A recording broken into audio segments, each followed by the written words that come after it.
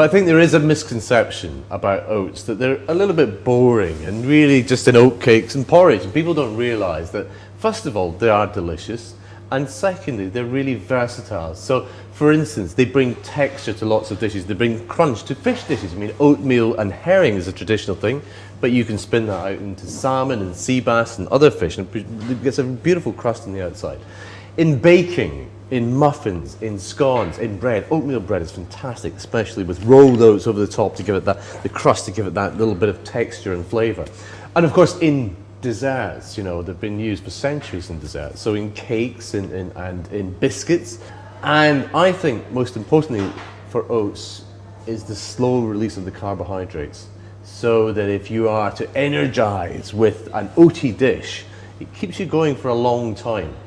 Oats are what we call slow release carbohydrates, and that means that they can help keep blood sugar levels stable, and if blood sugar levels are stable, then that can help regulate appetite, so you don't get hunger pangs between meals. They're a really good choice for breakfast and also lunchtime and evening meals as well.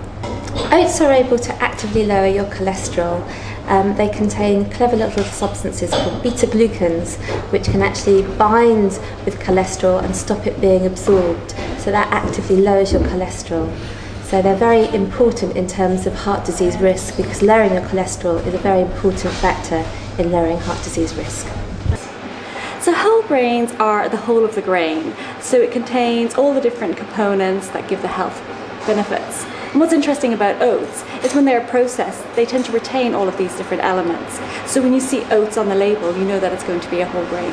Oats contain lots of the traditional nutrients like the protein and carbohydrate and also fibre. It also provides some other nutrients known as antioxidants. And so all of these work together to provide the health benefits associated with oats. Oatmeal for me has two great cooking qualities. First is its flavour, which you know, I am a fan of. I just like the flavour. And secondly, its texture. And one of the dishes is we're going to do some salmon in an oatmeal crust. What I'm going to do is put a little bit of smooth grain Dijon mustard. Just rub that on the outside, both sides. Not so much that you're going to have large puddles on the outside that are going to burn in the pan, but just enough, okay, so that when you put it into a tray of medium oatmeal and turn it over, the oatmeal sticks to the outside of the fish. Right, so pan just warmed through there. A little bit of olive oil, and just give that a swirl. And just oil. In goes the salmon. Just enough heat, no more, just to give it a little bit of a sizzle, so it will brown up, which will take about 2 minutes. And then I'll flip it over, and by the time the other side's done, the salmon's cooked. And then we just take this lovely kind of mustard sauce with the chives round like so.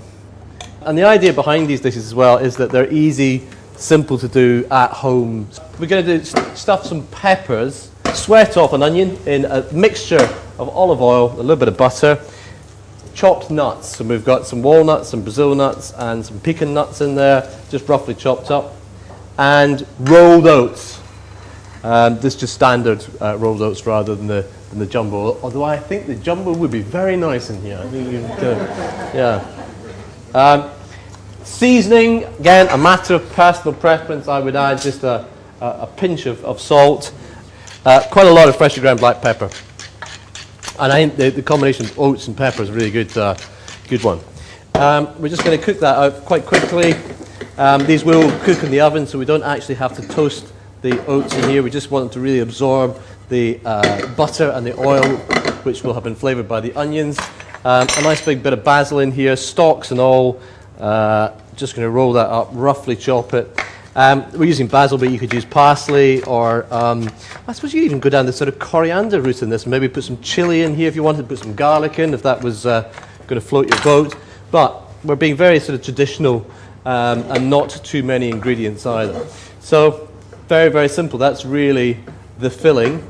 And then we're just going to stuff them into the peppers, like so, and put the lid on, chuck them in the oven, and they're going to roast in the oven for about 30 minutes until they start to sort of squidge down a little bit. The juice from the pepper will get soaked up into the yolks inside. There are lots and lots of different ways of using oats to help to not only feed your family well, give them delicious food that's good for them, but also save a few pennies. Well, we've had lots of different studies, so lots of epidemiological studies have been conducted, and what they've shown when we look at different populations is people who tend to eat more whole grain, including oats, have a lower risk of some of the chronic diseases like heart disease and diabetes and obesity. So including oats in your diet is a very positive impact on your long-term health. But if you're managing your cholesterol, it's really nice to be able to eat more of something rather than have to cut down on something. So oats are perfect because you can eat plenty of oats in your diet.